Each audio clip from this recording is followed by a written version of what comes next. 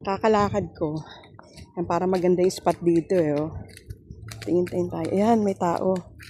Tay, good morning. Makikiraan kami. Ang ginagawa mo, Tay?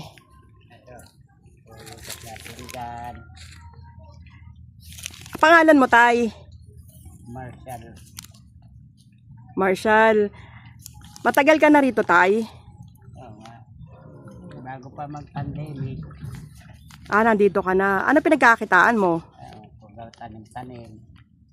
Oh, tuwing pagka nagtatanim kayo, Tay, kailan kayo nag-aani? Kada 3 buwan yun. Pero ilang buwan bago matapos yung pagtatanim mo?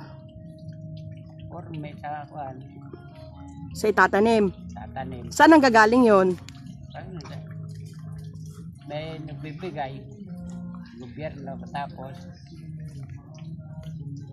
yung iba kuwang ko na yun. Ako na nagbibini.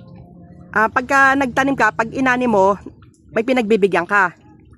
Hindi, nagkukuhan ako. Yung nagkukuhan ako ng bini para may tanim. Hindi. Oo. Kung pagkatapos mo, halimbawa, ayan, lumaki na, 'di ba? Ano 'yun? Aanihin mo, saan mo dinadala 'yon? Dito sa akin lang. Sa'yo lang 'yung mga gaano karami ang naaani mo? 20 sako. Sa'yo lang lahat, hindi mo binibenta? Yung iba, binibenta, siyempre panggastos.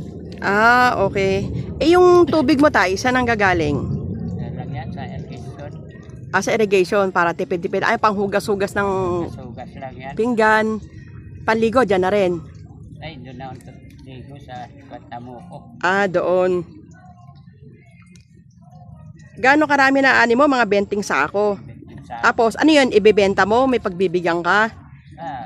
Sa akin lang yun. Pagka kailangan kong pera, ibibenta ko. Wala ka namang bayad dyan sa tinataniman mo? Wala.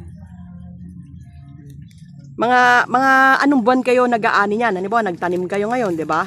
July. July. July na kayo nag-aani. Sige, Tay, tinignan lang namin kasi parang ang ganda ng ng tirahan mo eh. Parang less stress. Babalikan kita, Tay, ha? Thank you.